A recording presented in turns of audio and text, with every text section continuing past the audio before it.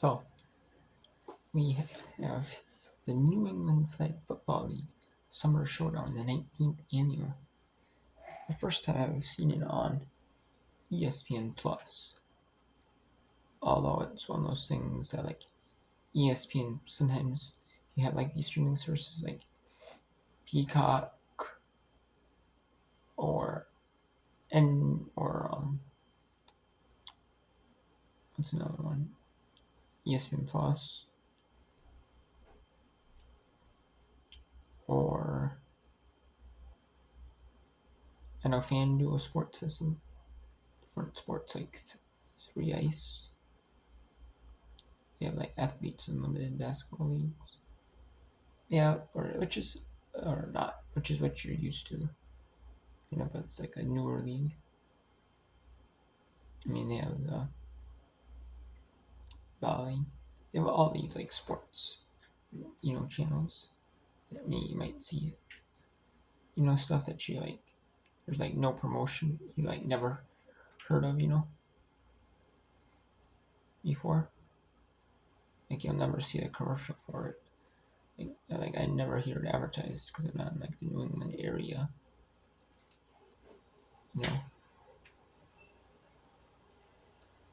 know, type thing. So it's like, you know, yeah, some of these sports leagues, like the Northwoods League or New England Collegiate Baseball League, you see on ESPN Plus. Like you never hear about it promoted. But yeah. But anyways, let's go talk about the New England Flag Football League. The last 3 games here. In part number 3 of the Summer Showdown recap. I might do a part 4 if that was too long, but we'll see if I have to do a part 4 on that.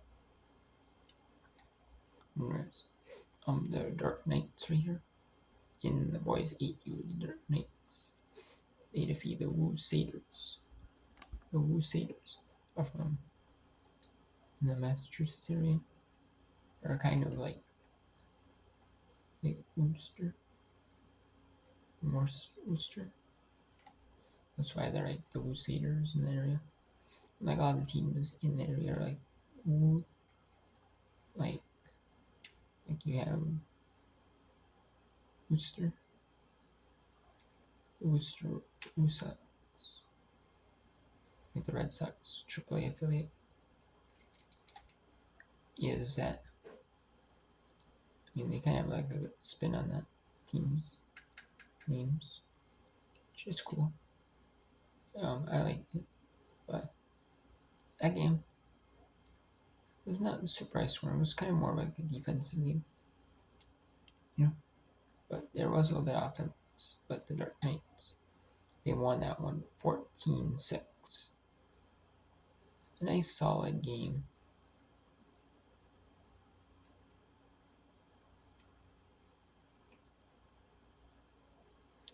It was a great game, but it was a good game by both teams. Just Dark Knights came on top. Now we had that. It was 14-U. Both teams were really evenly matched on the end. And we had the New England Flag Football League over the CK Divas 21-20. And it showed the girls 14-U. It was really ultra competitive game. You could tell both teams were pretty evenly matched that whole game. And then the end. It was pretty evenly matched the first half. Second half, another evenly matched second half. It's just the CK Divas were a little bit had to come back in that second half, tie it up to make it 20-20. They had to tie that thing up, and they did. They tied it up to make it 20-all, but then they ran out of time in the second half, and I thought, was there going to be like a tie or something? But no, maybe a tie. But no, It's the championship. They're having they're going to overtime in that one. They went to overtime. The only game they go to overtime was the Siki Divas. Was the NEFFL meet against Siki Divas. The only team to go to overtime. The only game of the 10 championships to go to overtime. I mean, they had like third place schemes, like other seeding place schemes. Like third place, maybe fifth place, semifinals, quarterfinals, and like other fields. I mean, they used the first field on quarterfinals, semifinals, like the day before, like the championship day, or some of the earlier divisions that played earlier in the day. They made it in their quarterfinals. They did like their quarterfinals Saturday afternoon, evening, and then because it started like at like 10 o'clock in the morning. You know, it started at 10:30. The championships actually. So like, you know, some of them did their quarter of some of the early divisions. Like they did their quarterfinals on afternoon, Saturday evening, and then on and then uh, and then yeah, a lot of these divisions. So like the later divisions, they were able to do they did their quarterfinals, semifinals, and championship games on Sunday. They did.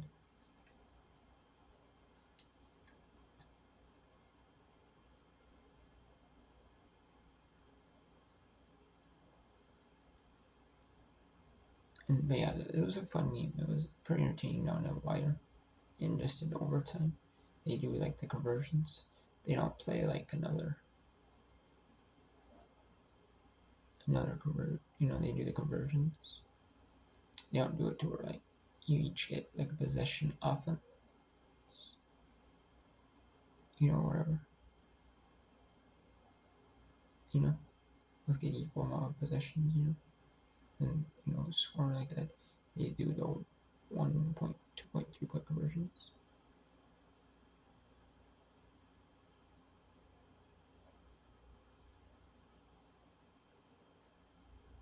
So yeah, I like that.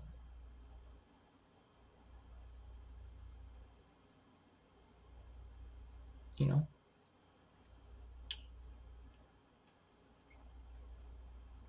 yeah, it was a good game. There's the CKD was 1 for 2. And then the NEFFL Elite only had to go for the 1 point in the second overtime. And they won in 2. First overtime, both you got 1 blitz for every overtime period. And they used on the first overtime, both teams did. In the second overtime, you have blitzes like where you have to wait 3 seconds before you can push them in blitz normally, but the 2 blitzes that you have are where you can blitz without having to wait that 3 seconds, twice per half, and then once in and then once in overtime in the Siki. And yeah, so Siki Divas did not get their 2 points, and the NEFFL Elite did. They won 21-20. There's also a new thing that they did, replay, which I didn't think there was replay in there, but if they have someone recording for you, if you have a coach or someone recording for you on the sidelines, like you know, or like you can do it. Basically, it has to be someone on the sidelines. They can, if they're not playing, like a player not playing. Mainly, it's a coach, so you can do replay on that device, like iPad, iPhone, like phone, like cell phone, or like an iPad, a tablet, like iPad, tablet, like a cell phone, or something like that. You can the refs can look at the video footage on there and do the review on there. And yeah, and they challenged to play. And there was a touchdown call, and it was like with like maybe a yard short of the touchdown. They thought, or maybe like a less than a yard shy of the touchdown, and they wanted to see if it was a touchdown or not, which it was. Which the replay that they had on the ESPN Plus broadcast showed that it was pretty close, but they maybe could barely pull them maybe in like the 1 inch, like the 1 inch, 1 foot mark, an inch a foot left to go. And yeah, so they pulled in this, so which is quite. And then in the 6U division, it was route kind of by 32 Sports, 18-0 for the 32 Sports team. So 32 Sports is a show by their solid team, and they did. And this was the one game that actually ended over the 16-point mark because it was over 16 points. It was at the minute pro style clock only goes if it's a minute left in the second half, and only happen or only be used if one if one team is up by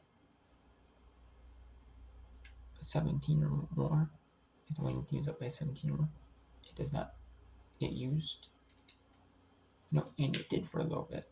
There's a few plays where it got used, but then 32 Sports scored a touchdown and made it 18-0. And then the running clock went back into effect.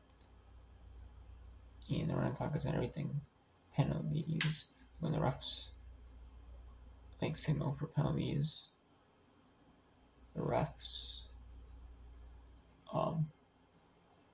they touchdowns are scored, they're going for the conversions, they're going for conversions the when they're fourth down, they say the punt, and it'll be placed the other team's opponents their own opponents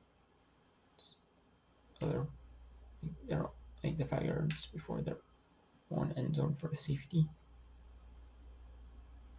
That only the end zone, and they got on defense and they points end zone, 5 yards from their opponent's end zone. So yeah, and it was kind of a running the football, a little bit more like huddling up with the 8Us, with the 6Us, my bad. It was a little bit more like huddle style, but they knew it. But obviously they're a little bit younger, so they might not like some of the older divisions, like 17U, girls, 17U, like boys, the older divisions. See the boys and the girls, stuff like that. You see them not huddle up as much, or they'll do that.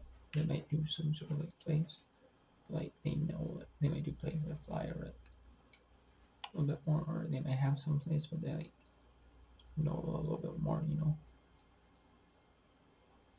kind of like the signals. You know what that means.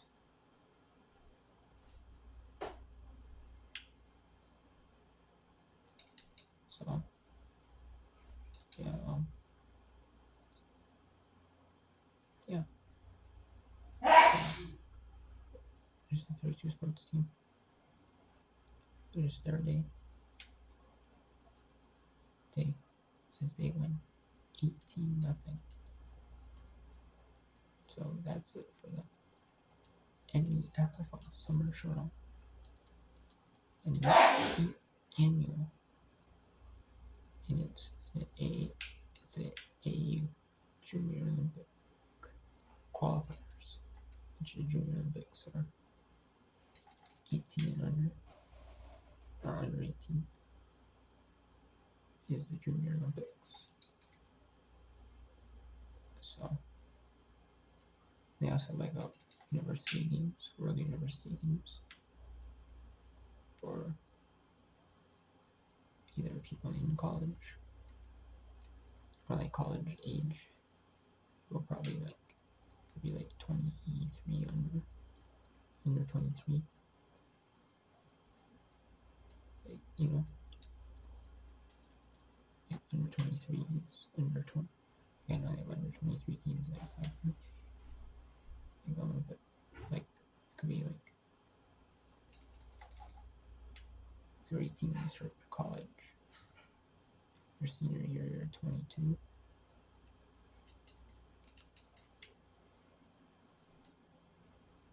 So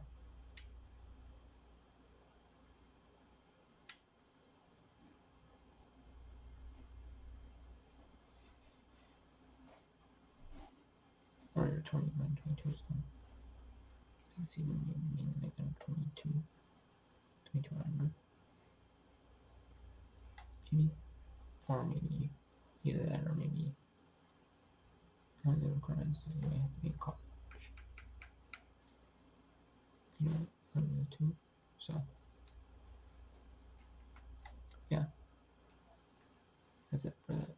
And yeah, and they have the AU Junior Olympics games in Des Moines, Iowa, July 28th through August 8th. And they have a bunch of like flag football league, like qualifiers, like a few of them, and like one in New England area, one in like the southeast, the Midwest, like southwest, like different region across the United States, like from multiple state area, and all different teams competing. And then they compete in like other smaller tournaments, like local city tournaments, like district, like maybe best teams from your county, and then all the county teams, they compete in tournaments and like showcases.